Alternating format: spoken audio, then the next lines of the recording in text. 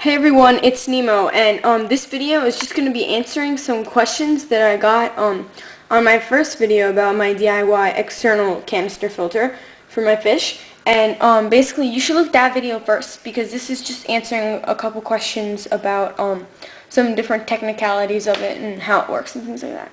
So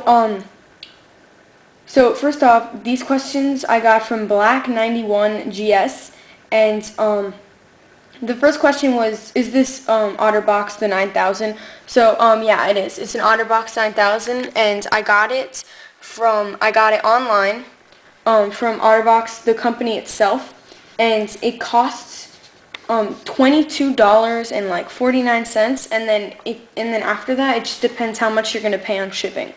So I just did the ground shipping, and it got to me in 5 days. And then so yeah, here, I print off this little sheet about it. But so, yeah, and also just about the OtterBox 9000 real quick, it comes in different colors. So you can get it in black, yellow, blue, and clear. So obviously I got it in clear because I knew I was going to do the video about it. And then the external dimensions are 3.3 inches by 4.5 inches by 7.6 inches.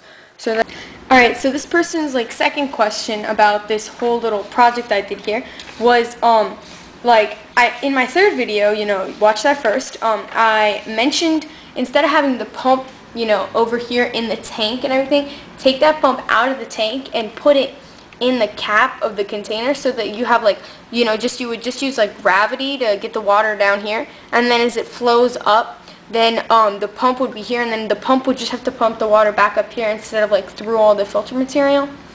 But basically this person, if you have a smaller tank, don't listen to this advice because it's a little different. But basically this person is talking about, they have a 46-gallon tank. So if you're going to be using it for a bigger tank like that, you really shouldn't there's no way you would be able to get a pump big enough that would fit in this, in a reasonable container. Because, as you get a more powerful pump, so that it pumps more gallons per hour, because, obviously you've got a bigger tank, that makes sense. Well, you're going to need a bigger and bigger and bigger container, because the pump is going to take up way more room, but you still want a bunch of room for filter material and all that stuff. So you really need to think about it as, if, either you're willing to use a smaller pump and then you won't have as much filtration and you put it in a smaller container, or you just get a bigger container and then you put the pump in there. Or, you just do it the way I did and you have the pump out here and then just, as big a container you want here. So, yeah, I think the way I did it is the best, because when you try to put the pump into the cap of the container, then you have problems with, the wire and stuff like that, and you need to figure out ways to do that and everything. And so then it gets really confusing and all that stuff. But yeah, I think if you're gonna get a bigger tank, just the tank's already really big, so just go through, just use the bigger pump, and you're just gonna have that one bigger pump in there, and it doesn't look as good, but trust me, it's better. Because otherwise you're going to have problems with, regulating, when you turn the little regulator on the pump and you want to, switch the outflow and inflow and stuff, you're going to have to empty this whole container, and then you're going to have to open it, and then you're going to have to get the pump, and then, fix the pump up and stuff, and then you've got all the tubes attached and everything. So I think it's much easier this way. It's just easier to monitor and things like that. But then if you're trying to do this for a nano tank, under 10 gallons and things like that, then I would go through what that person said, like I was mentioning before, BigNewsDotBiz, exactly how I say it, dot, not a dot, just actually spelling out dot. And then look at nano tank canister filter, and if it'll come up with his video, and you see he uses the OtterBox 8000 in his. That's how you'll know that's that video.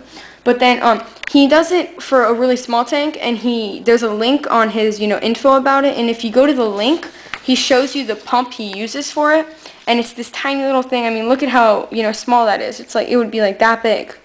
I mean, that's just tiny. It's a Scottish pump that you get in that's manufactured in China, and you can ship it over, get it shipped over from China and things like that. So yeah, if you're going to be having a nano tank, you can just get this little thing, and put it, in the cap of the filter and things like that.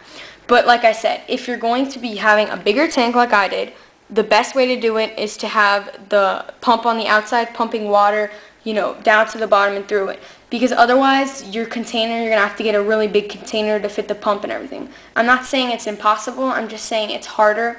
And then, you've also got the problems with the cord.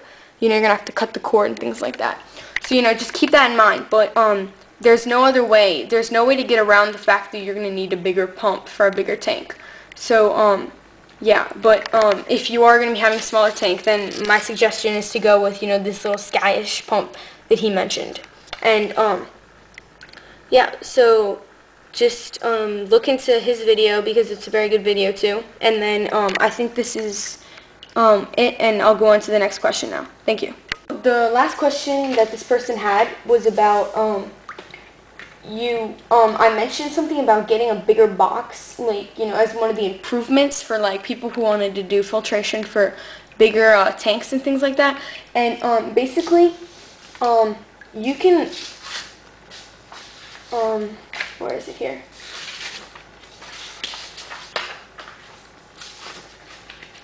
Alright, here we go.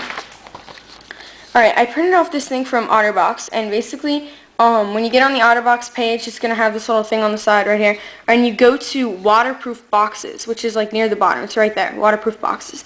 Alright, and then here, just look at the bottom half of it, because the top is just stuff for like iPods and stuff. But alright, basically, okay, so this is like what I got. Alright, this is the OtterBox 8000. No, I got the 9000, but this is the only box they basically have that really looks like a canister filter, like this. It's up straight and everything like that. Their other boxes are like this. They're like actual like tool boxes and stuff like that you would like put tools in, like this. See, like a box like that. Alright, so this box is actually a little bit bigger than that box. It's the exterior dimensions are 8.8 inches by 5.1 inches by 4.1 inches. So, I mean, if you looked at, if you go to their website and stuff, you can really compare them and see exactly how much bigger they are. But, I mean, that's pretty much as big as you're going to get for, a canister filter. And then you could do, like, input here. You could pump the water down to here and then have the tube coming down to the bottom here. And then here you could have output at the top. So it would have to flow not only up, but to the side. And then it'd have to get here and then get pushed back out. So yeah, that's just basically it. And then there's another one that's like that. That's just a little bit smaller though. So yeah, you can just go to their website to look at things like that. And then also another thing that I found that I got on another website was here. Lock and Lock containers. They're cheaper. They're a lot cheaper, but they're not exactly waterproof. So it's just like a big container like this, and it's got clips on the side and stuff, and it's supposed to be watertight, but I've heard of some that leak and things. And you can get these at like Walmart and things if you've got a Walmart near you.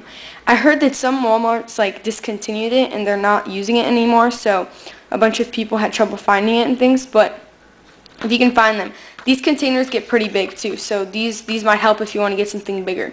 And then the tops are like rounds and they're a lot bigger, so that might help with fitting a bigger pump in there. But also keep in mind, if you're going to be putting, the pump inside the cap, like here, once again, this is from the link at that BigNewsDotBiz did at his video about nano tank filter. So on that link, it shows these pictures and things that he did. And if you put the pump in the lid, you need to figure out a way to bring the wires out. And he explains in that why he has those little clips on there and everything. But so basically, that's it, and I hope I answered all your questions.